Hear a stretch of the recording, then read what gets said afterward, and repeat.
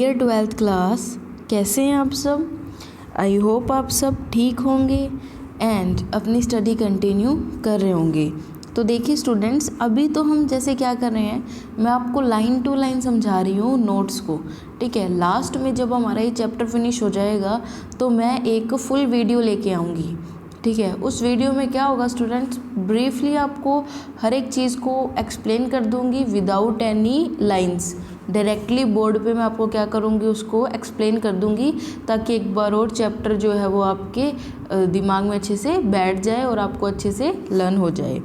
तो देखिए students, next पे मूव करते हैं हमने टॉपिक कर लिया था reasons for the non payment by ज़मींदार, यानी कि क्या रीज़न थे कि ज़मींदार पेमेंट्स नहीं कर पाते थे। अब जो हमारा नेक्स्ट है वो रीड करते हैं, लिमिटेशन इम्पोज्ड ऑन ज़मींदार बाय द कंपनी, यानी कि जो ज़मींदारों पर लिमिटेशन लगा दी जाती थी, रोक लगा दी जाती थी, या फिर वो बंधे हुए थे अपने काम को लेकर। ठीक है, वो कंपनी के द्वारा क्यों लगाई जाती थी। तो देखिए, zamindars were important for the company, जो ज़मींदार्स है वो क्या है, इम्पोर्टेंट है कंपनी के लिए, but it also wanted to control and regulate them. और वो क्या चाहते थे कंपनी वाले, यानी कि ब्रिटिशर्स ये भी चाहते थे कि वो जो ज़मींदार है वो उनके कंट्रोल में रहे और ज़मींदार हर बात उनकी माने। ठीक है, और क्या करते थे, ज़मींदार की जो भी पावर्स है वो भी ब्रिटिशर्स के द्वारा ही उनको दी जाती थी, और उन पावर्स को सही इस्तेमाल भी कौन करते थे, सही में तो ब्रिटिशर ही करते थे। ज़मींदार्स को बहुत ही लिमिटेड पावर्स दी जाती थी, ताकि वो क्या कर सकें, बस थोड़ा बहुत इंजॉय कर सकें अपनी पावर को। नेक्स्ट पॉइंट है students, thus the zamindar troops were disbanded, custom duties abolished and their court put under the supervision of a collector appointed by the company. अब ज़मींदार के जो क्या कह देते हैं ग्रुप बने हुए थे, ठीक है, उनको क्या कर दिया गया, बैन कर दिया गया। ठीक है, जो ड्यूटीज़ वगैरह थी उनकी कस्टम ड्यूटीज़ उनको हटा दिया गया, और court their courts put there, मतलब वो कुछ भी करेंगे तो वो किसकी अब सुपरविज़न में करेंगे, तो वो करेंगे कलेक्टर की सुपरविज़न में। देखिए, पहले तो ये स्टोरी चल रही थी स्टूडेंट्स की, सबसे ऊपर ब्रिटिशर्स, देन ज़मींदार, ठीक है, देन ऑर्डिनरी पीपल।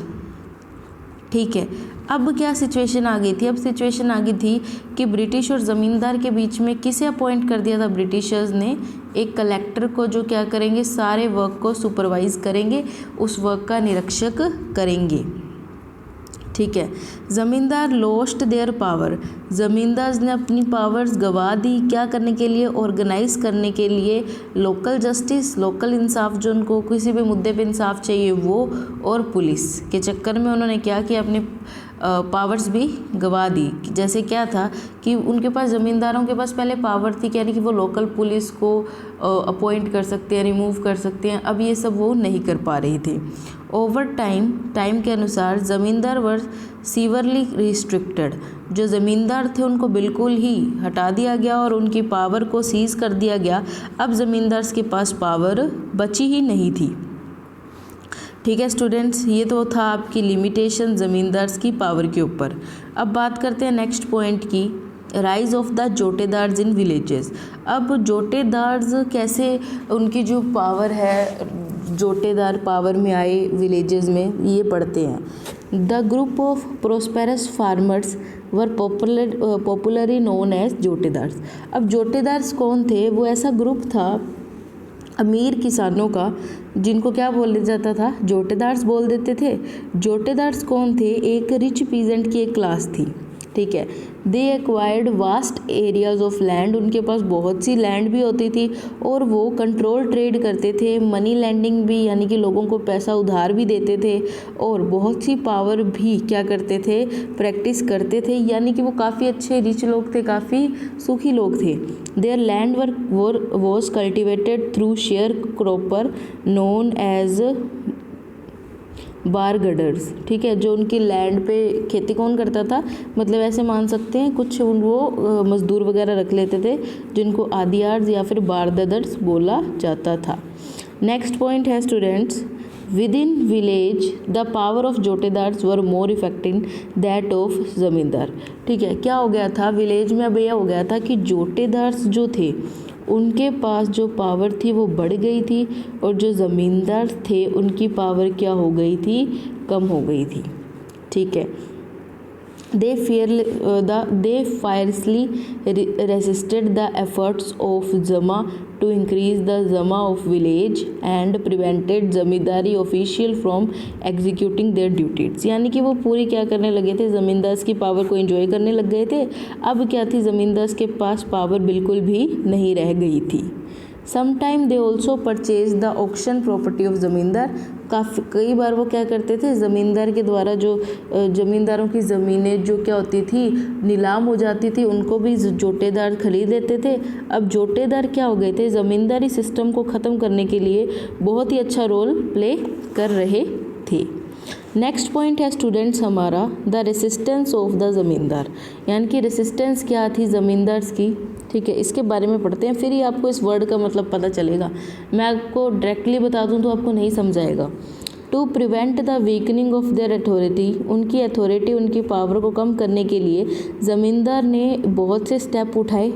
ठीक है, जैसे सेल, फिक्शियस सेल करी, transferring of property to female member of a family, manipulated the auctions, withholding revenue deliberately, threatening the people outside their zamindari if they try to vote an state। मतलब क्या था कि ज़मींदार को गुस्सा आ गया था, और अब ज़मींदार क्या कर रहे थे, उनको अपनी किसी भी टाइप की प्रॉपर्टी को ना नीलाम करवाना था, ऑक्शन भी नहीं करवाना था।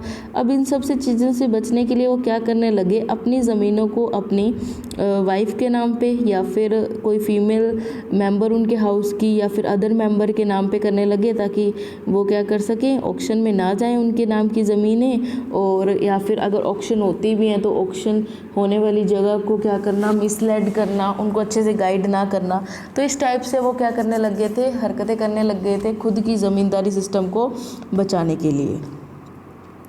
नेक्स्ट पॉइंट आता है स्टूडेंट्स हमारे पास the fifth report and its impact on zamindar. अब ये फिफ्थ रिपोर्ट क्या चीज़ है और उसने क्या प्रभाव डाला ज़मींदार्स पे, ये पढ़ते हैं। It was the fifth of a series of report, administration पर बनाई हुई ये 5वीं रिपोर्ट थी जो ईस्ट इंडिया कंपनी के द्वारा थी, किसमें, इंडिया में। ये कहाँ सबमिट होनी थी, ब्रिटिश पार्लियामेंट सबमिट होनी थी, कब, 1813 में। ठीक है, British parliament force the company to produce regular report, मतलब ब्रिटिश पार्लियामेंट ने ईस्ट इंडिया कंपनी को फोर्स किया कि आप लोगों को रेगुलर रिपोर्ट देनी है।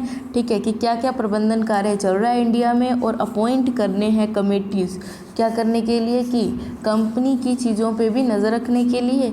It became the basis of intense parliamentary debates, मतलब ये बेसिस बन गया था, यानी कि पार्लियामेंट में कोई भी डिबेट होती थी तो वो इसी मुद्दे पे होती थी कि हमें क्या चाहिए, इंडिया की एडमिनिस्ट्रेशन की, इंडिया के प्रबंधन कार्य की रेगुलर रिपोर्ट चाहिए।